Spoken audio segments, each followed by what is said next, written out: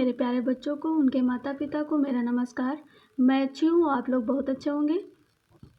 आइए मैं वीडियो के माध्यम से आपको मैथ के हर एक टॉपिक के बारे में जानकारी देने आई हूँ, ताकि बेसिक में कौन कौन से टॉपिक आपके बच्चों को आना चाहिए और ज़रूरी भी हैं, ताकि जब इंट्रेंस एग्ज़ाम की तैयारी करें तो उनको मैथ में किसी भी प्रकार की समस्या ना हो।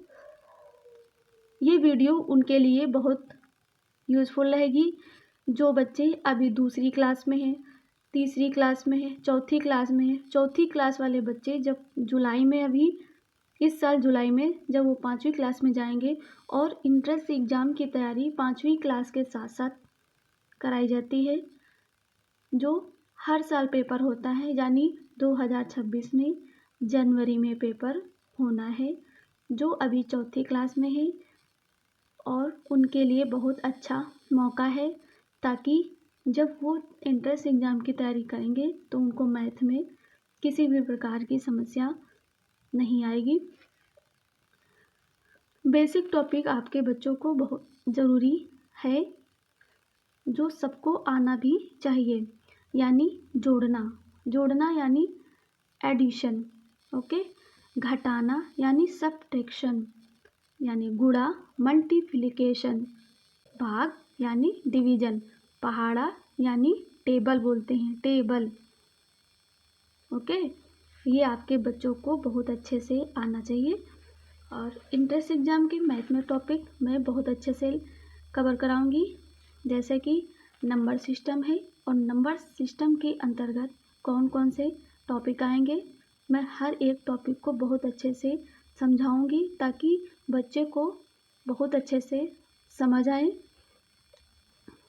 नंबर सिस्टम यानी संख्या प्रणाली, उसमें आएगा स्थानीय मान, प्लेस वैल्यू और जाति मान, फेस वैल्यू, भाज्य संख्याएं, कंपोजिट, अभाज्य संख्याएं, प्राइम, और ये संख्याओं की मीनिंग संख्या यानी नंबर, सम संख्या यानी इवन नंबर, विषम संख्या यानी ओड नंबर, और आपके बच्चों को रोमन संख्याएं भी आनी चाहिए, जैसे ये देखो 1 2 3 4 5।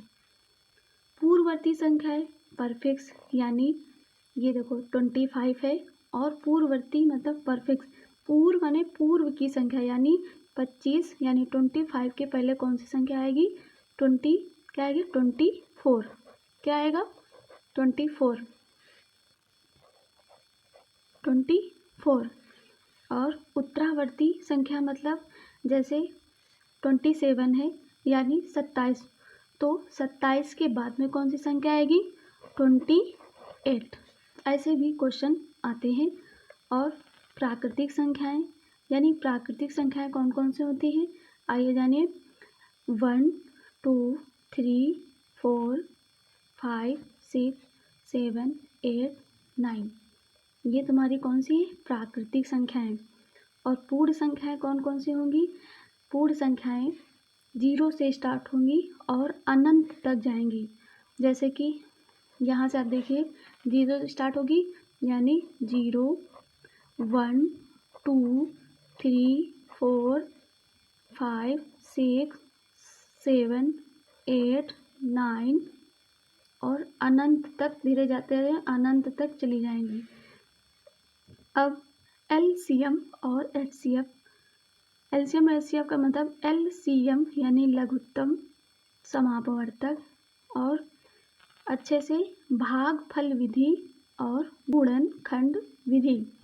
और एचसीएफ मतलब महत्तम समापवर्तक, ये भी भागफल विधि के द्वारा होता है और दूसरा गुणनखंड विधि के द्वारा भी होता है। और मैं टॉपिक लेकर आई हूँ, जैसे आप देखिए वर्ग और वर्गमूल, यानी वर्ग और वर्गमूल, इंग्लिश में स्क्वायर और स्क्वायर रूट होगा। इसी तरह घन और घनमूल, यानी क्यूब एंड क्यूब रूट। इसी तरह गुणनखंड यानी फैक्टर्स, गुणज यानी मल्टीपल्स। पूर्ण संख्याओं पर आधारभूत संक्रिय यानी 4 fundamentals, operations on whole number. और देखिए विभाज्यता के नियम यानी रूल ऑफ डिविजिबिलिटी, ये भी क्वेश्चन इसी टॉपिक से भी क्वेश्चन पूछे जाते हैं। और इकाई अंक यानी यूनिट और डिजिट से भी क्वेश्चन आते हैं। और लाभ एवं हानि, लाभ यानी प्रॉफिट होना, ये हानि यानी लॉस। और अच्छे से बता दूं कि इंट्रेंस एग्जाम में क्लास 6 में प्रतिशत का कोई क्वेश्चन नहीं आता है। ओके। क्षेत्रफल एवं परिमाप, एरिया एंड पेरीमीटर। कोण यानी जियोमेट्री यानी ज्यामिति। ओके। आंकड़ों का प्रबंधन, डाटा एनालिसिस, हैंडलिंग। मैं अच्छे से टॉपिक को कवर कराई हूँ ताकि आप टॉपिक को भी अच्छे से उनके माता पिता अच्छे से देखें, वो परेशान ना हो। जिनके बच्चे अभी तीसरी क्लास में हैं, चौथी क्लास में हैं, मैं हर एक टॉपिक को बहुत अच्छे से समझाऊंगी ताकि जब आपका बच्चा इंट्रेंस एग्ज़ाम की तैयारी के लिए जाए तो उसको मैथ में समझने में किसी भी प्रकार की समस्या नहीं होगी। बाकी आप वीडियो को लाइक कीजिए और नए हो तो सब्सक्राइब कीजिए। नेक्स्ट वीडियो रीजनिंग टॉपिक को लेकर आऊँगी, उसमें भी बहुत अच्छे से समझाऊँगी।